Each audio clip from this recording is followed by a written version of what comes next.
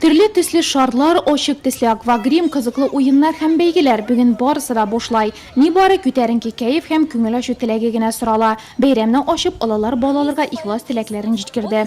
Желаю всем родителям терпения, воспитания своих детей.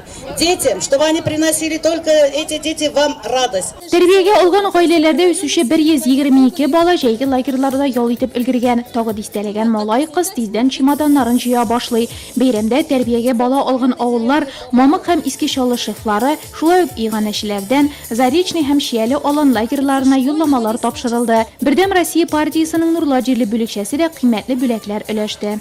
Bütün rayonda жиылганнар балалар, онда шул матур обстановка, biz инде спонсор olarak балаларны әзерәк шунда биреп подароклар, bütün балаларга телисе килә исәнлек, саулык, үзләренең тормышта bütün яхшы уйлары тормышка ашсын, бәхетле булсыннар. Балаларга Факел командасы футболчылары да шефлык итәчәк. АТП командасының ойынчылары шулай акча җыеп, мин алар исеменнән бүләк биребезгә, малайлары да шатлана, без дә шатланабыз. Бу ятим балаларны, алып үстергән балаларны үстергән кешеләргә бик рәхмәт әйтәсебез килә. Спорт ярышлары призерлары, Бөтен Россия һәм республика конкурслары, фестивальләре җиңүчеләре ел сайын балалар сабантуенда иң актив балалар һәм аларның әти-әниләре бүләкләнә.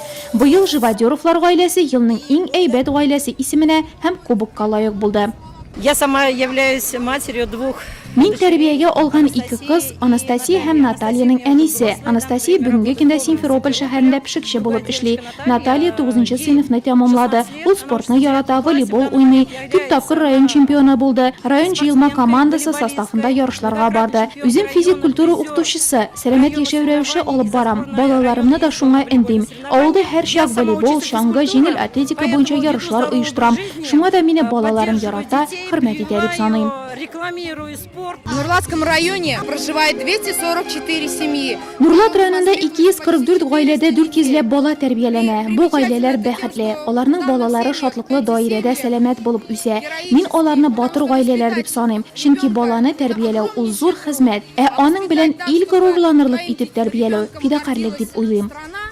Шәһәрнең үзәк паркы балалар тавышына һәм шатлыклы авазларга тулды. Аниматорлар балалар белән күңел ачты, спорт уеннары гөрләде. Моннан тыш тәмле итеп ашап, бүләкләр алып китәргә дә мөмкин булды.